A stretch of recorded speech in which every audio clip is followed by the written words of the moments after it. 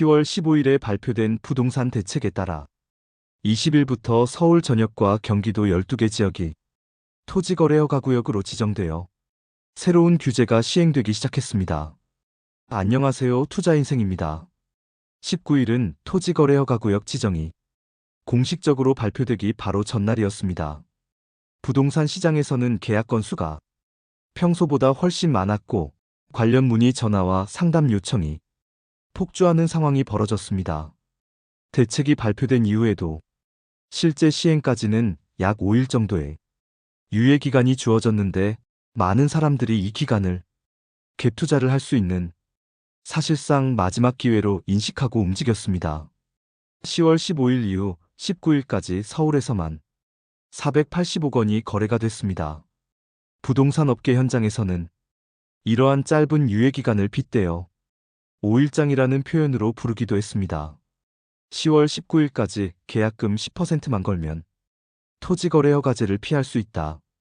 갭 투자의 마지막 기회다라는 말이 시장에 빠르게 퍼지면서 부동산 관련 문의가 급격하게 증가했습니다. 특히 지방 거주자들로부터 들어온 문의가 폭발적으로 늘어났는데 이는 서울과 지방 간의 상황이 다르기 때문이었습니다. 서울에 거주하는 사람들의 경우 실거주를 목적으로 한다면 토지거래허가를 받을 수 있는 가능성이 있었지만 지방 거주자들은 이번 기회를 놓치면 서울에 집을 마련하기가 훨씬 더 어려워질 것이라고 판단했습니다.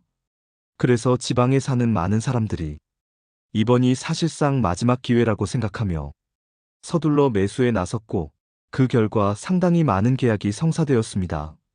사람들은 집값이 하락할 가능성을 염려하고 있음에도 불구하고 대다수는 여전히 부동산 가격이 상승할 것이라는 기대감을 가지고 적극적으로 매수에 나서는 모습을 보였습니다. 특히 지방에 거주하는 사람들의 경우 앞으로 서울과 지방 간이 부동산 가격 및 자산 가치의 양극화 현상이 더욱 심화될 것이라는 판단 아래 서울 지역의 부동산을 확보하려는 이른바 인서울 전략을 서두르려는 경향이 매우 강하게 나타났습니다. 초고가 부동산 거래 건수 역시 상당히 많이 발생했습니다. 이러한 초고가 거래가 활발해진 배경과 이유도 앞서 설명한 맥락과 크게 다르지 않습니다. 특히 강남권 지역의 경우 2021년에 기록했던 역대 최고점을 기준으로 비교해보면 이미 아파트 시세가 10억 원에서 20억 원씩 상승한 상태였으며 이에 따라 초고가 부동산 거래가 매우 활발하게 이루어지고 있었습니다. 지난 정부에서도 다주택자에 대한 규제를 점차 강화하는 정책을 펼쳤고 이로 인해 사람들 사이에서는 여러 채의 집을 보유하기보다는 한 채의 좋은 집, 이른바 똘똘한 한 채를 선호하는 현상이 더욱 심화되는 결과를 낳았습니다. 그 결과 서울 내에서도 특히 강남권과 같은 상급 지역 그리고 새로 지어진 신축 아파트를 중심으로 가격 상승세가 더욱 두드러지게 나타났습니다. 이번 정부가 출범한 이후 불과 넉 달 만에 다시 한번 강력한 부동산 규제 대책이 발표되면서 앞으로 부동산 시장 내에서 상급 지역과 하급 지역 간의 양극화 현상이 더욱 심화될 것이라는 인식과 우려가 자산가들 사이에서 빠르게 확산되었고 이는 결과적으로 초고가 부동산 시장으로 자금이 집중되는 쏠림 현상의 계기가 되었습니다. 이번 대책에는 과거의 경험에서 비롯된 학습 효과가 상당히 중요하게 작용했다고 볼 수 있습니다. 그동안 정부는 6.27 대책을 시작으로 9.7 대책을 발표했고 이어서 이번 11 5대책까지 연이어 부동산 규제 정책을 내놓았는데 이러한 일련의 규제 강화 조치들이 앞으로도 계속해서 반복적으로 시행될 것이라는 인식과 예측이 시장 참여자들 사이에 광범위하게 자리 잡게 되었습니다. 그 결과 많은 사람들은 과거에 경험했던 대책 발표 이후에 시장 패턴과 행동 방식을 그대로 따라하며 유사한 방식으로 대응하고 움직이는 모습을 보였습니다. 20일부터 토지거래허가제가 정식으로 시행됨에 따라 앞으로 아파트를 매매하고자 하는 경우에는 반드시 사전에 관할 행정기관으로부터 토지거래 허가를 받아야만 합니다. 특히 매매 대상 아파트에 전세입자가 거주하고 있는 상황이라면 해당 세입자를 내보내지 않는 한 매매 절차 자체가 상당히 어려워지거나 사실상 불가능해질 수 있는 문제가 발생할 수 있습니다. 이번 조치를 통해 서울특별시 전체 25개 자치구와 경기도 남부 지역의 12개 시군지역이 토지거래 허가구역으로 공식 지정되었습니다. 토지거래 허가를 받기 위해서는 반드시 실제 거주를 목적으로 한다는 조건을 충족해야 하며 원칙적으로는 현재 주택을 소유하고 있지 않은 무주택자만이 매수할 수 있도록 제한됩니다. 또한 만약 기존에 보유하고 있던 다른 주택이 있다면 해당 주택을 일정 기간 내에 처분하겠다는 조건을 명확하게 제시하고 이를 충족시켜야만 토지거래 허가가 승인됩니다.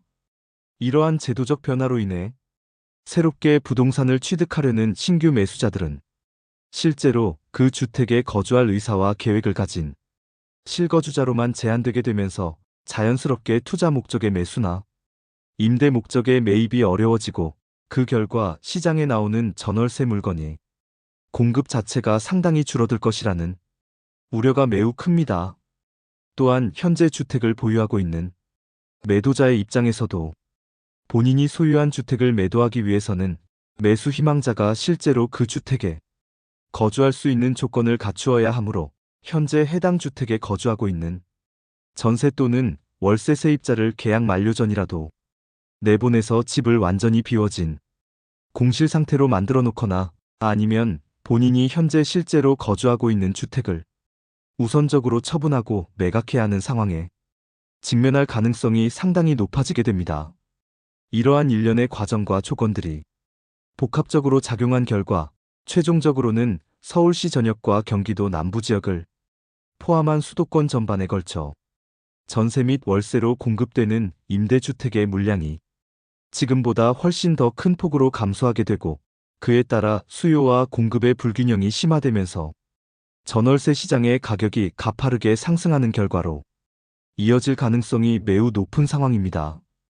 원래부터 부동산 시장 전문가들과 분석가들 사이에서는 2026년부터 주택 공급 절벽 현상이 본격적으로 시작되고 심화될 것이라는 예측과 전망이 지배적이었습니다. 특히 서울시의 경우를 살펴보면 2024년과 2025년을 기준 시점으로 삼았을 때 이미 신규 주택 공급 물량이 이전 시기에 비해 현저하게 줄어들기 시작했으며 이러한 감소 추세가 계속 이어지면서 2026년에 접어들면 전세 및 월세 시장에서 임대 가능한 주택 물량이 크게 부족해지는 상황이 본격화될 것으로 이미 예상되어 왔던 상황이었습니다.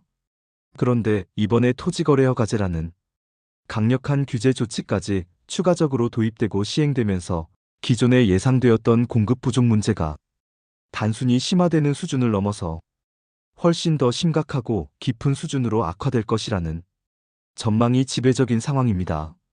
실제로 이미 강남구와 용산구 등 서울의 핵심 지역들이 토지거래 허가구역으로 우선 지정되어 규제가 적용되기 시작하자마자 해당 지역들을 중심으로 한 강남권 일대에 전세 가격이 매우 가파르고 급격한 상승세를 보이기 시작했으며 이러한 전세가 상승 현상과 추세가 단순히 강남권이라는 특정 지역에만 국한되어 머무르지 않고 점차 서울특별시 전역으로 빠르게 확산되고 파급될 가능성이 매우 높다는 분석과 우려가 부동산 시장 전반에 걸쳐 광범위하게 제기되고 있는 실정입니다. 정부에서 보유세를 강화하겠다고 언급한 이후 다주택을 보유하고 있던 소유자들 사이에서는 여러 채의 주택을 계속해서 보유하는 것에 대한 경제적 부담과 심리적 압박감이 크게 증가하면서 보유하고 있던 여러 채의 집을 처분하고 그 대신 입지 조건과 자산 가치가 우수한 소위 똘똘한 한 채로 자산을 집중하려는 경향과 움직임이 부동산 시장 전반에 걸쳐 더욱 뚜렷하게 확산되는 모습을 보이게 되었습니다. 이러한 시장 분위기와 심리가 지배적인 가운데 토지거래 허가구역 제도가 공식적으로 시행되기 바로 하루 전인 10월 19일에 서울시 양천구 지역에서는 약 1억 원 정도 더 저렴한 가격 조건으로 아파트 매매 계약이 실제로 체결되는 사례가 발생하였습니다. 이 거래에서 매도인의 경우 다주택자였는데 양도소득세 중과세 유예 기간이 최종적으로 종료되는 시점인 2026년 5월까지 만약 본인이 보유하고 있던 주택을 매도하지 못하고 그대로 보유하게 되는 상황이 발생할 경우 훨씬 더 무겁고 큰 규모의 세금 부담을 떠안게 될 것이라는 우려와 두려움 때문에 서둘러 주택을 매도하고 투자했던 자금을 빠르게 회수하려는 선택을 하게 되었고, 한편 매수인 쪽에서는 기존 세입자가 거주하고 있던 전세 계약을 그대로 승계하고 인수하는 조건으로 막판 갭투자 수익을 노리던 상황이었기 때문에 양측의 서로 이해관계 및 전략적 이익이 정확하게 맞아떨어지면서 최종적으로 거래가 되었습니다.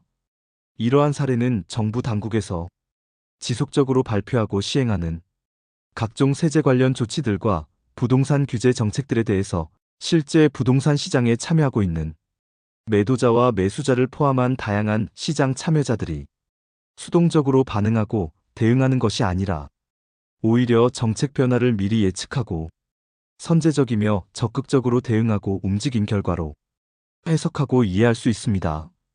한편 실수요자들에게 불편을 끼치게 되어 송구스럽고 안타깝다는 메시지를 정부가 여러 차례 반복적으로 전달하고 있음에도 불구하고 각종 대출 한도 축소를 포함한 다양한 대출 규제 조치들로 인해 실제로 거주할 목적으로 전세나 월세 주택을 찾고 있는 실수요자들까지도 상당한 피해를 보고 어려움을 겪고 있는 상황입니다. 원래부터 시장에 나와 있는 전세 매물의 수가 충분하지 않고 부족한 상태였는데 이번 규제 조치들이 시행되면서 그나마 있던 전세 매물마저 더욱 급격하게 줄어들고 있으며, 동시에 집주인들이 전세 계약 방식을 월세 계약 방식으로 전환하려는 움직임이 빠른 속도로 가속화되면서 경제적 여유가 부족한 서민들의 주거비 부담이 이전보다 훨씬 더 크게 증가하고 무거워질 것이라는 우려가 매우 큰 상황입니다. 이러한 일련의 상황들은 부동산 시장 전반에 걸쳐 공급과 수요의 균형이 심각하게 왜곡되고 깨지는 부작용을 초래하고 있으며, 그 결과 실제 거주 목적의 실수요자들을 보호하기 위한 실질적이고 효과적인 대책을 하루빨리 마련하고 시행해야 한다는 국민들의 불만과 비판 여론이 갈수록 더욱 거세지고 확산되고 있는 실정입니다. 이번 대책이 공식적으로 발표되고 시행된 지 아직 얼마 되지 않은 시점임에도 불구하고 벌써부터 추가적인 규제 조치들이 도입될 가능성에 대한 논의와 언급이 다시금 활발하게 이루어지고 있는 상황입니다. 다만 이번에 발표되고 시행된 정책들을 자세히 들여다보면 완전히 새롭게 고안되고 개발된 참신한 정책이라기보다는 과거 여러 차례에 걸쳐 이미 시행되었던 경험이 있는 기존의 규제 수단들을 다시 꺼내어 활용하는 형태라는 점에서 단기적이고 일시적인 측면에서는 시장 안정화에 일정 부분 효과를 발휘할 수 있을지 모르지만, 중장기적인 관점에서 보았을 때 주택가격을 근본적이고 지속적으로 안정시키는 데에는 구조적인 한계와 제약이 존재할 수밖에 없다는 비판적인 지적과 우려의 목소리가 전문가들과 시장 참여자들 사이에서 상당히 많이 제기되고 있는 실정입니다. 다만 향후 서울시를 중심으로 한 수도권 부동산 시장의 가격이 다시 한번 가파르게 급등하는 상황이 발생하게 된다면 보유세 인상을 비롯한 각종 추가적인 규제 조치들이 정부 차원에서 다시금 적극적으로 검토되고 논의될 가능성은 충분히 높은 편이라고 볼 수 있습니다. 영상 시청해주셔서 감사합니다. 구독과 좋아요는 저에게 힘이 됩니다.